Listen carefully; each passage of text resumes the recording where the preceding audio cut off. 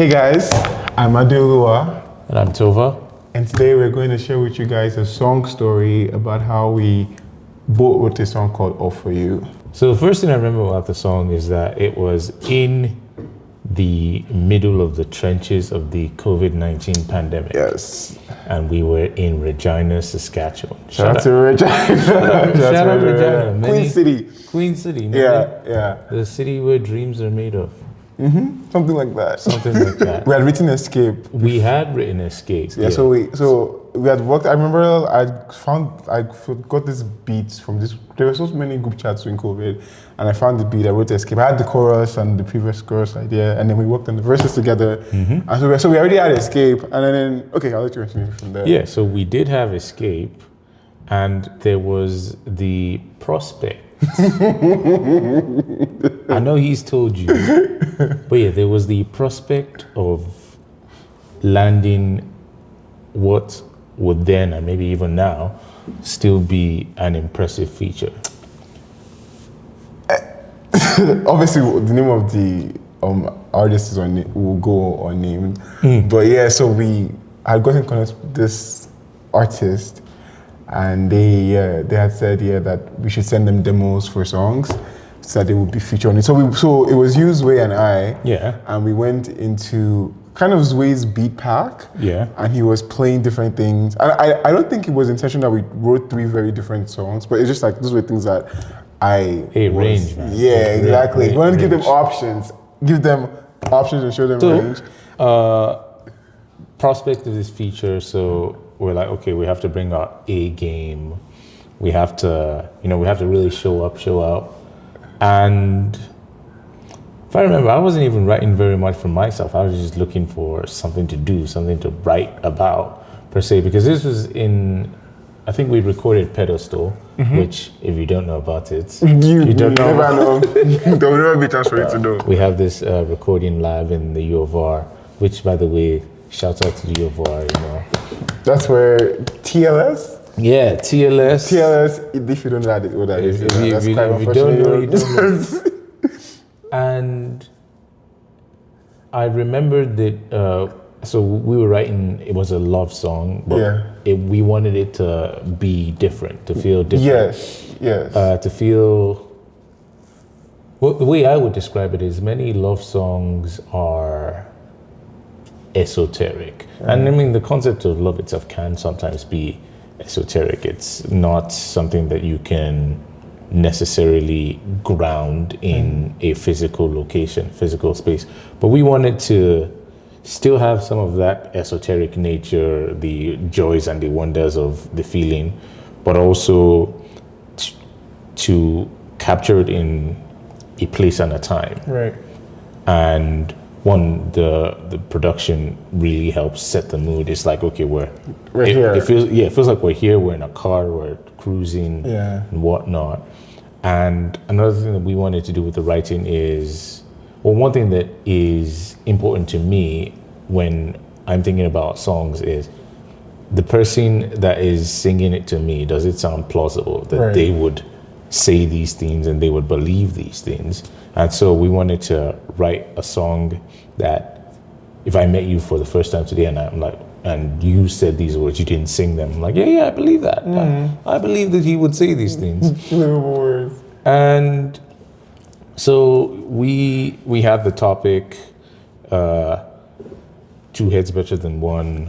2 great heads. I remember coming to, because Brian had sent me the beat draft for All For You. I remember I'd been doing a whole song and dance around that time about how the next couple of songs I'm going to write, they're not going to have any notes sustained in the chorus. Like I'm going to be in my chop chop era. And so when I heard the beat, and that was the first thing I heard in my mind was the chorus, I was like, no, damn you, no. And so it was so, I don't know, so catchy. Like it was just like, it's just a good hook. Yeah, it's a winning chorus. It's a winning chorus. So I was like, okay, fine. And then I started, but because I was so like, I guess in my head about the chorus, not being like settled on that being a chorus, because usually like that's the first thing that I'm like, okay, once I have a chorus, I'm like, okay, I know what I'm doing. I was like, okay, so I had it, I was like, I don't know about this chorus, I don't know about this chorus. And so I know I had I had that first line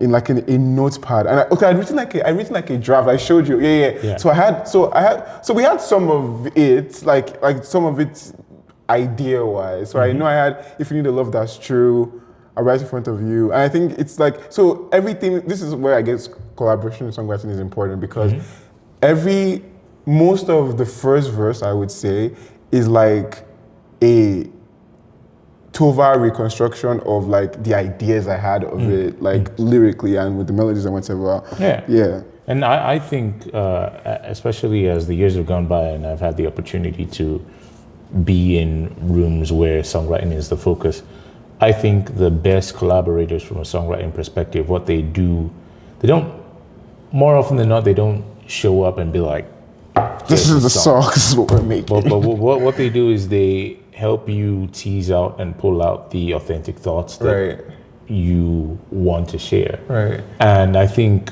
what really worked in that perspective was you had these ideas, these musings that you've been reflecting on, and I'm like, yeah, this sounds great, but I think it would sound even more authentic if we did it this way and that way. And even though we were working on a time crunch, I think something about writing that song when the world was... Yeah. I mean, we honestly, like, between Escape and Offer, we were like, denial, everything is great, lovely songs, happy songs.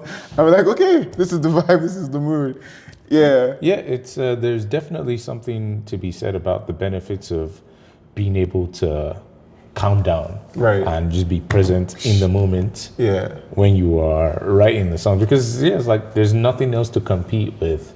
This is what we're doing. Exactly. There's nobody outside. You can open the door, there's just you in the streets. So back to the earlier point where you did have these notes and we reconstruct and like, okay, how can we make this sound like the most realistic version of ADEOLUWA? I think every time I listen to it, and especially having known you these many years, I'm like, yes, this does sound like a song that only he could make in this way, which is, I think, the gold standard for songwriting, because you want to make a song that could only sound authentic if it came from you.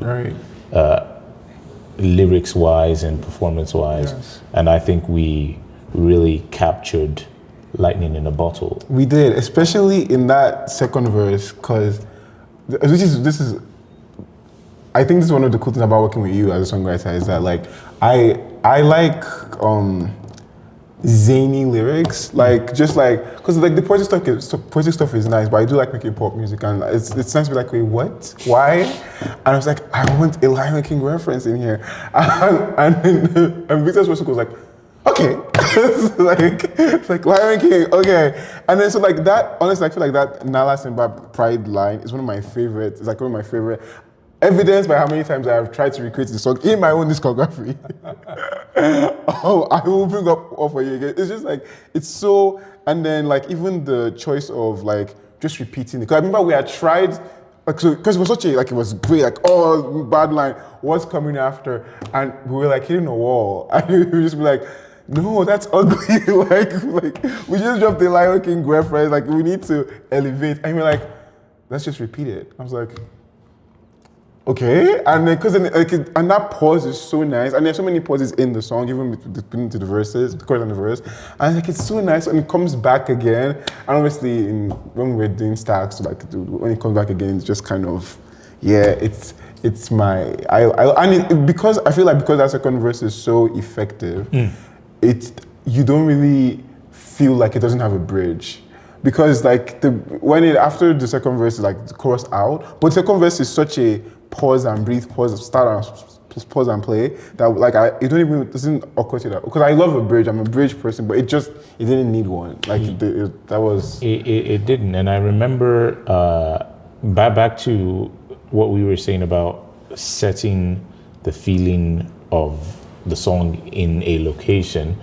I remember one of the lines that sticks out for me that I always remember is bangers flashing through our eyes. Yes, because we were like, yeah. And we also did that in Escape too. And I feel like when my discography is the topic of video essays, this will come up. But like in Escape, I feel like when we're driving around the Lost. That Lost Light is so good. Like it's like I feel like sometimes like when I'm like, you guys don't even get it. Like you don't like, this is such a great line. And like it's the same thing with the bangers. Because even like because I think that the texture of the song can make you infer if you don't know what banger is, fireworks essentially. Yeah. So it does, but it's just like, and in just the way the words come out is they do. And so for me at least, when I think about I see Escape and All For You as sister songs, literally. It makes sense. They were written in the same time. Yeah. But if I were to shoot a movie, it would be like a coming of age movie, young teenagers driving around Lagos, and that's what I would set it to. So when we're in that room in Regina and like bangers flashing through our eyes. Now personally, I've never had the opportunity. If you haven't listened to the song already, I don't know how. If you've got someone that you love, Season of Love, that you like even. Great song for that as well. Yeah, just be like, I'm all for you. Yeah, like I did for you. I did for you. I'm all for you. Like it's and I think it continues a story tradition of ADEOLUWA and love songs. Look at stuff like Day Forever, Sokon. It's just such a fresh and authentic approach to the topic that is consistent throughout all these songs. And you could really. You should listen to all the other stuff too. Please. But if you listen to exclusively just the love songs, even though they're recorded and written across different time periods, there is this consistency in the approach, and it's a topic that people have explored for as long as people have been exploring topics. But the mark of a good songwriter and a good artist is, I always feel like I'm learning something new about the topic when you cover it. Oh, thank you. Which is high praise, because Lord knows so many people speak but they don't have anything to say. Right. But that's not the case, and this is a perfect example of that. Thank you, friend. If you haven't heard All For You, please do. You gotta get on that. Stick around, you guys. Okay, we need to get out of here.